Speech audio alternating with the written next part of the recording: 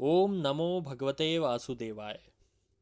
आज से हम श्रीमद् भागवत महापुराण का प्रथम खंड के प्रथम अध्याय देवर्षि नारद जी की भक्ति जी से भेंट शुरू करेंगे।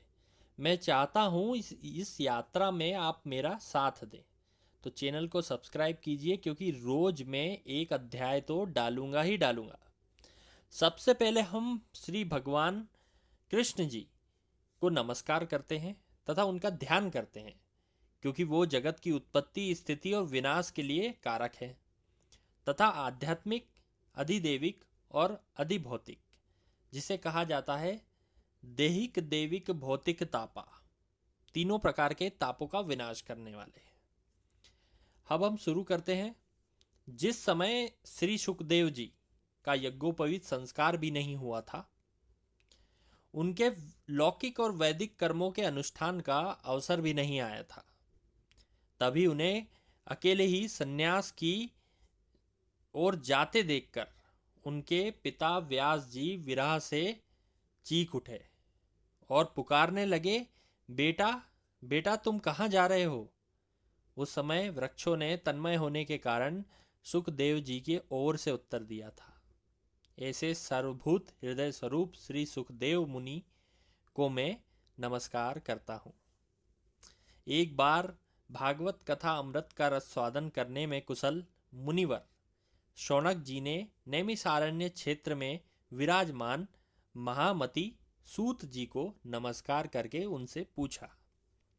शौनक जी बोलते हैं, सूत जी, आपका ज्ञान अज्ञान के अंधकार को नष्ट करने के लिए करोड़ों सूर्य के समान है। आप हमारे कानों के लिए रसायन अमृत स्वरूप सार गर्भित कथा कहिए।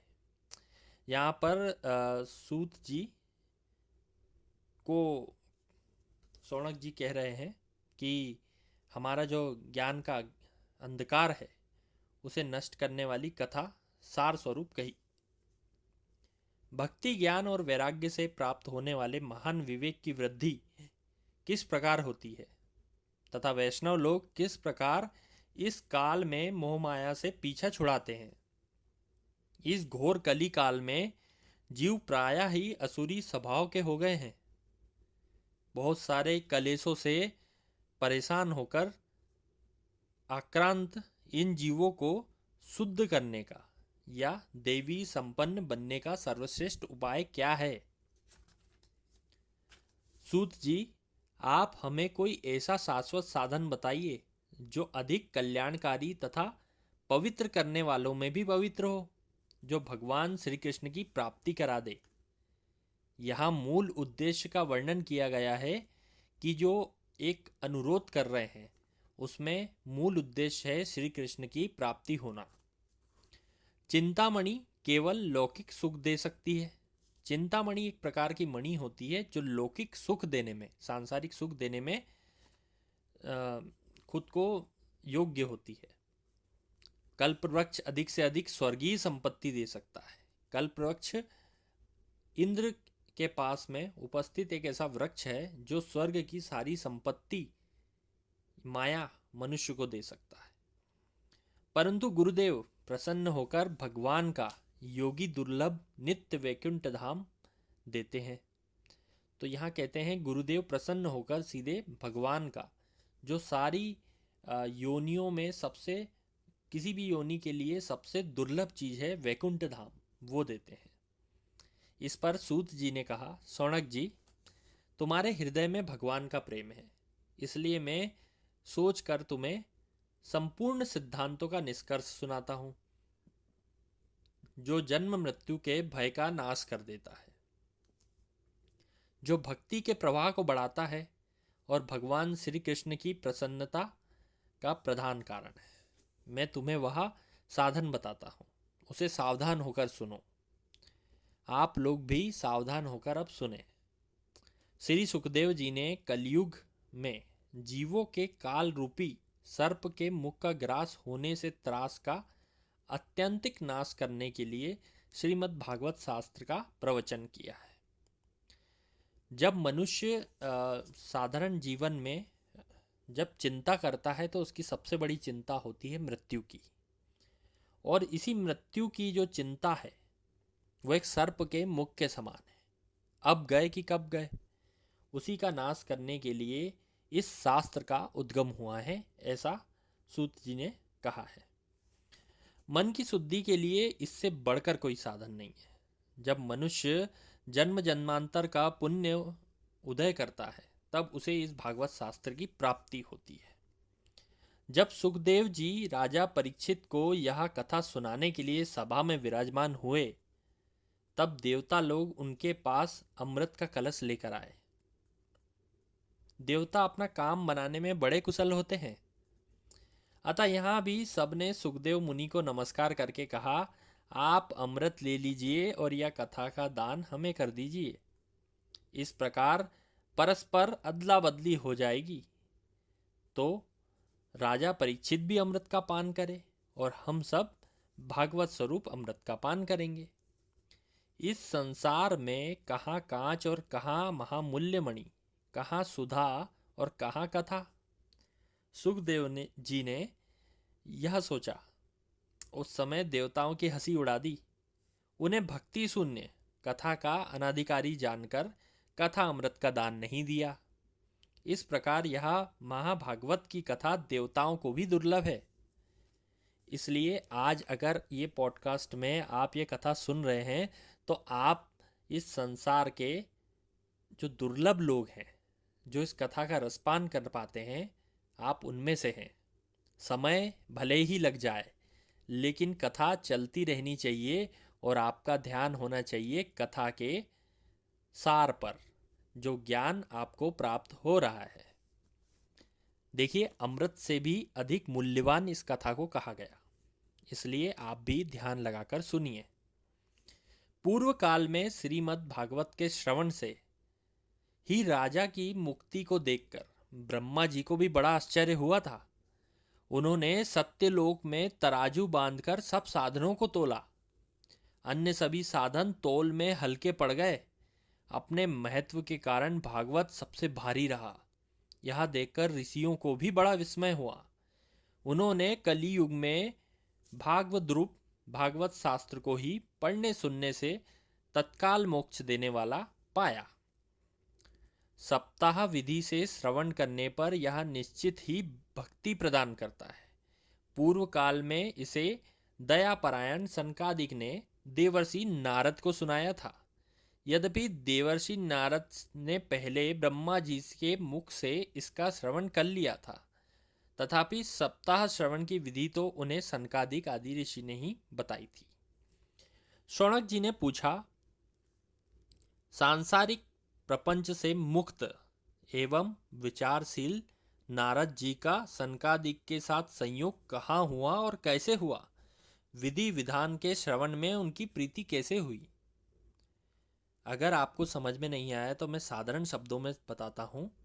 शौनक जी ने ये पूछा कि जो नारद जी हैं वो तो स्वयं सांसारिक प्रपंच से मुक्त हैं, इतना विचार रखने वाले हैं, ब्रह्मा पुत्र है, और सनकादि ऋषि भी ब्रह्मा पुत्र है, तो उनका संयोग यानी दोनों मिले कहाँ, वो लोग मिले कहाँ, और ये चर्चा विधि विधान तक कैसे पहुंची और उस चर्चा में नारद जी का मन कैसे लगा?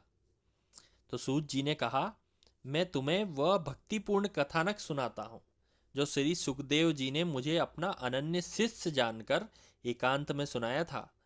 एक दिन विशालपुरी में वे चारों निर्मल ऋषि यानी सनकादिक ऋषि सत्संग के लिए आए। उन्होंने वहां पर नारद जी को देखा। सनकादि ने पूछा, ब्राह्मण, आपका मुख उदास क्यों हो रहा है? आप चिंतातुर कैसे हैं? इतनी जल्दी जल्दी कहाँ जा रहे हैं और आपका आगमन कहाँ से हो रहा है? इस समय तो आप उस पुरुष के समान दिख रहे हैं जिसका सारा धन लुट गया हो। आप जैसे आसक्ति रहित पुरुषों के लिए यह उचित नहीं है, कारण तो बताइए। नारद जी ने कहा, मैं सर्वोत्तम लोक समझकर पृथ्वी पर आया था। यहाँ पुष्कर, प्रयाग, काशी, गोदावरी यानी नासिक, हरिद्वार, कुरुक्षेत्र, श्रीरंग और सेतुबंद कई तीर्थों में इधर उधर विचरता रहा, किंतु मुझे कहीं भी मन को संतोष देने वाली शांति मिली ही नहीं। इस समय अधर्म के सहायक कलयुग ने पृथ्वी को बड़ा पीड़ित करके रखा हुआ है। अब यहाँ सत्य, तप, शौच, शौच यानी बाहर और भीतर की पवित्रता, दया, दान आदि में से कुछ भी नहीं रहा। बेचारे जीव केवल अपना पेट पालन में लगे हुए हैं। वे झूठ बोलते हैं, आलसी हो चुके हैं, मंदबुद्धि हो चुके हैं, भाग्य का विनाश कर चुके हैं, उपद्रवग्रस्त हो गए हैं, यानी बिना उपद्रव करे उन्हें शांति ही नहीं मिलती। जो साधु संत कहे जाते हैं वे पूरे पाखंडी हो गए हैं। देखने में वेशभूषा में तो विरक्त लगते हैं, लेकिन स्त्री धन आदि में सभी का परिग्रह करते हैं, यानी सभी लोभी हैं। घरों में स्त्रियों का राज्य चल रहा है। साले सलाहकार बने हुए हैं। लोभ से लोग कन्या का क्रय विक्रय कर रहे हैं और स्त्री पुरुषों में कलह मचा रहता है। महात्माओं के आश्रम, तीर्थ और नदियों पर यवनों का अधिकार हो गया है। यवन का अर्थ होता है विधर्मी, जो सनातन धर्म का पालन न करे और बार बार देव आदि की अपमान करे। उन दुष्टों ने बहुत से देवालय भी नष्ट कर दिए हैं। इस समय ना यहाँ कोई योगी है, ना सिद्ध है, ना ज्ञानी है, ना तो कोई सत्कर्म करने वाला है। सारे साधन इस समय कली रूप दावानाल से जलकर भस्म हो गए हैं। दावानाल का अर्थ होता है जंगल में लगने वाली आग, जो हवा के साथ में तेजी से फैलती है और जंगल को नष्ट कर देती है। तो उसी प्रकार से पाप फैल रहा है। इस कलयुग में सभी देशवासी बाजारों में अन्न बेचने लगे हैं। ब्राह्मण लोग पैसा लेकर विद्या देते हैं, वेद पढ़ाते हैं। कुछ स्त्रियां वेश्यावृत्ति से निर्वाह करने लगी है। इस तरह के कलयुग को देखकर पृथ्वी पर विचरता हुआ मैं यमुना तट पर पहुंचा, जहां श्री कृष्ण की अनेकों लीलाएं हो चुकी थी।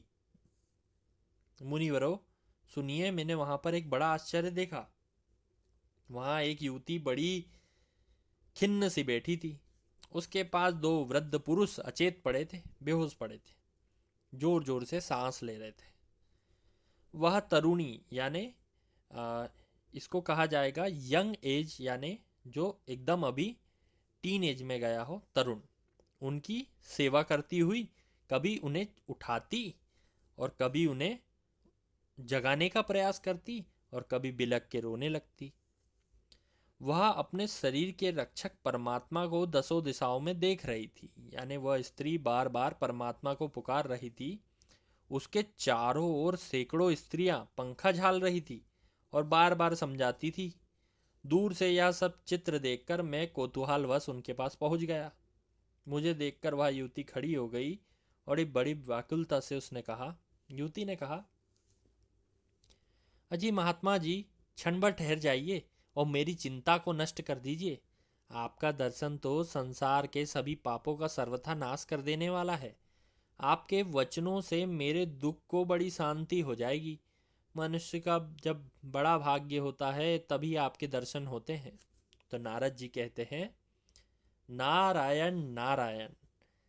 तब मैंने उस स्त्री से पूछा, देवी तुम हो कौन?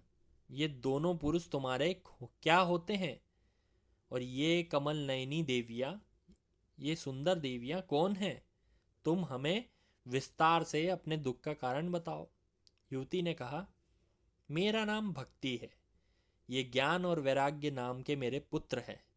समय के फेर से ही ये ऐसे जर्जर हो गए। ये देवियाँ गंगा जी आदि नदियाँ हैं। यह सब मेरी सेवा करने के लिए ही आई है। इस प्रकार साक्षात देवियों से सेवित होने पर भी मुझे सुख शांति नहीं है। तपोधन, अब मेरा ध्यान देकर वृत्तांत सुनिए। मेरी कथा वैसे तो बड़ी प्रसिद्ध है, फिर भी उसे सुनकर आप मुझे शांति प्रदान कीजिए। मैं द्रविड़ देश में उत्पन्न हुई थी, कर्नाटक में बड़ी, कहीं कहीं महाराष्ट्र में सम्मानित हुई, किंतु गुजरात में मुझे बुढ़ापे ने आ घेरा। वहाँ घोर कलयुग के प्रभाव से पाखंडियों ने मुझे अंग भंग कर दिया। चिरकाल तक इस अवस्था में रहने के कारण मैं अपने पुत्रों के साथ दुर्बल और निश्चेत हो गई। अब मैं जब से वृंदावन आई हूँ तब से परम सुंदरी सुरूपवती नवयुवती हो गई हूँ। किंतु मेरे दोनों ये पुत्र अभी भी देखिए कैसे वृद्ध और थके मांदे प्रतीत हो रहे हैं। मैं यहाँ स्थान छोड़कर अन्यत्र जाना चाहती हूँ। ये दोनों बूढ़े हो गए हैं, इसी दुख से मैं दुखी हूँ। फिर मैं क्यों जवान हूँ? ये मेरे पुत्र बूढ़े क्यों हैं? हम तीनों साथ रहने वाले हैं, फिर यह विपरीतता क्यों? जबकि होना तो ये चाहिए कि माता बूढ़ी हो और पुत्र तरुण। इसी से मैं आश्चर्यचकित चित्त से इस अवस्था पर शोक करती हूँ और रोती हूँ। आप तो परम बुद्धिमान हैं एवं योग निधि हैं, इसका क्या कारण हो सकता है, बताइए। नारद जी ने कहा, साध्वी, मैं अपने हृदय की ज्ञान दृष्टि से तुम्हारे संपूर्ण दुख का कारण देखता हूँ। तुम्हें विषाद नहीं करना चाहिए। श्री हरि तुम्हारा कल्याण करेंगे। अब सूत जी कहते हैं, मुनिवर, नारद जी ने एक क्षण में ही उसका कारण जानकर कहा। नारद जी ने कहा, देवी सावधान होकर सुनो, यह दारुण कलयुग है। इसी से इस समय सदाचार, योग मार्ग, तप तथा आदि कर्म लुप्त हो गए हैं। लोग सटता दुष्कर्म में लगकर अघासुर बन रहे हैं। संचार में जहाँ देखो वहीं सत्पुरुष दुख से परेशान हैं और दुष्ट लोग सुखी हो रहे हैं। बुद्धिमान पुरुष का धैर्य बना रहे, वही सबसे बड़ा ज्ञानी और पंडित कहलाता है।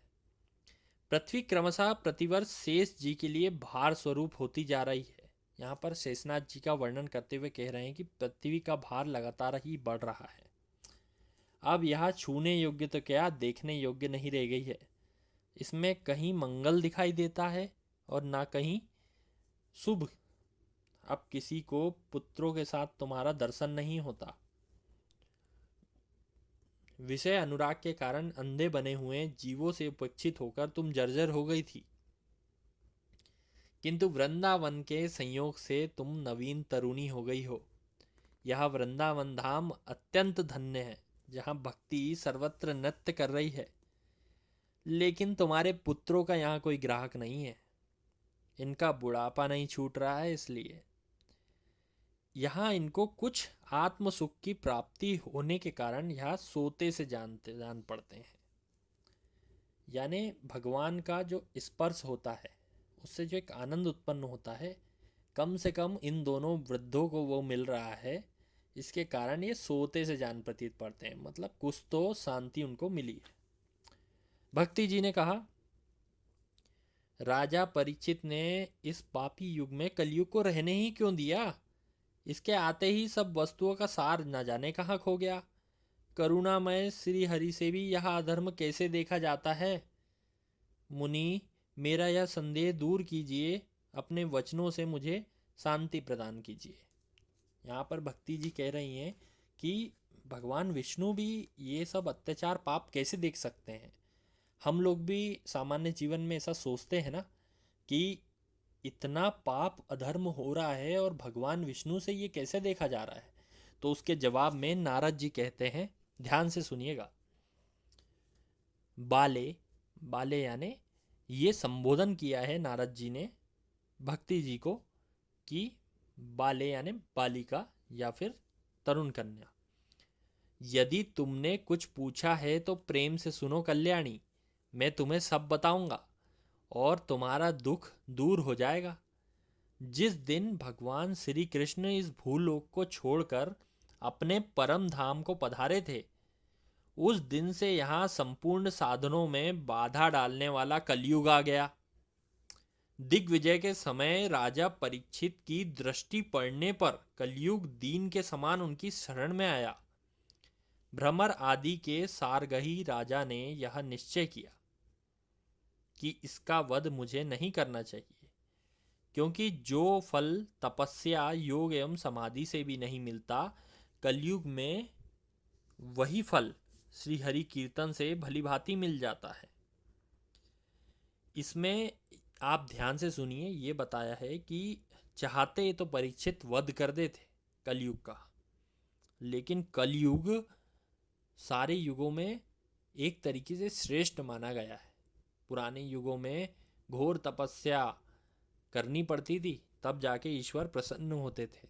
और आज के समय में तो हरि कीर्तन से ही वह लाभ मिल जाते हैं, तो फिर मैं इसका वध क्यों करूं। इस प्रकार सारहीन होने पर भी कम से कम एक दृष्टि से सारयुक्त देखकर कलयुग में उत्पन्न होने वाले जीवों के सुख के लिए इसे रहने दिया था। इस समय लोगों के कुकर्म में प्रवृत्त होने के कारण सभी वस्तुओं का सार निकल गया है। पृथ्वी के सारे पदार्थ बीजहीन भूसे के समान हो गए हैं। ब्राह्मण केवल अन्य धन आदि के लोभवश घर घर जन को भागवत कथा सुनाने जाने लगे हैं, इसलिए कथा का सार चला गया। तीर्थों में नाना प्रकार के अत्यंत घोर कर्म करने वाले नास्तिक नारकी पुरुष रहने लगे हैं, इसलिए तीर्थों का प्रभाव भी चला गया। जिनका चित्त निरंतर काम क्रोध लोभ मोह और तृष्णा से तपता रहता है, वो भी तपस्या का ढोंग करते हैं, इसलिए तप का सार भी चला गया। मन पर काबू ना होने के कारण लोभ दंभ और पाखंड का आश्रय लेने के कारण शास्त्र का भी अभ्यास कोई नहीं करता, इसलिए ध्यान योग भी नष्ट हो गया। पंडितों की यह दशा है कि वे अपनी स्त्रियों के साथ पशु की तरह रमण करते हैं। यहाँ पर पंडित का अर्थ ना कि किसी ब्राह्मण जाति विशेष से है, यहाँ पर पंडित का अर्थ है जो शिक्षा देने का काम करते हैं, यानी शिक्षक, आज के अध्यापक। ध्यान से सुनिए, स्त्रियों के साथ पशु की तरह रमण करते हैं, उनमें संतान पैदा करने की ही कुशलता पाई जाती है। मुक्ति साधना में सर्वथा वो अकुशल है। संप्रदाय अनुसार प्राप्त हुई वैष्णवता भी कहीं देखने नहीं मिलती। जगह जगह सभी वस्तुओं का सार लुप्त हो चुका है, यानी वैष्णव एक संप्रदाय से जो वैष्णवता मिली लोगों को, वो भी देखने नहीं मिल रही है। लोग मांस भक्षण तक पे उतारू हो गए हैं, तो कहाँ से धर्म बचेगा। तो यह तो इस युग का स्वभाव है, इसमें किसी का दोष नहीं है। लेकिन भगवान विष्णु ने बहुत समीप रहते हुए भी यह सहा है और सह रहे हैं। सूत जी कहते हैं, शौनक जी, इस प्रकार देवर्षि नारद के वचन सुनकर भक्ति को बड़ा आश्चर्य हुआ। फिर उसने क्या कहा वो ध्यान से सुनिए। भक्ति जी ने कहा, देवऋषि आप धन्य हैं, मेरा बड़ा सौभाग्य था जो आपसे मुलाकात हुई या समागम हुआ। संसार में साधुओं का दर्शन ही समस्त सिद्धियों का परम कारण है। आपका केवल एक बार उपदेश धारण करके प्रहलाद जी ने माया पर विजय प्राप्त कर ली थी। ध्रुव जी ने आपकी कृपा से ही ध्रुव पद प्राप्त किया था। आप सर्वमंगलमय साक्षात ब्रह्मा जी के पुत्र हैं। मैं आपको नमन करती हूँ। इति श्री पद्म पुराणे उत्तरखंडे श्री महामद्भागवत महात्मने भक्ति नारद समागमो नाम प्रथमोऽध्याय संपन्न।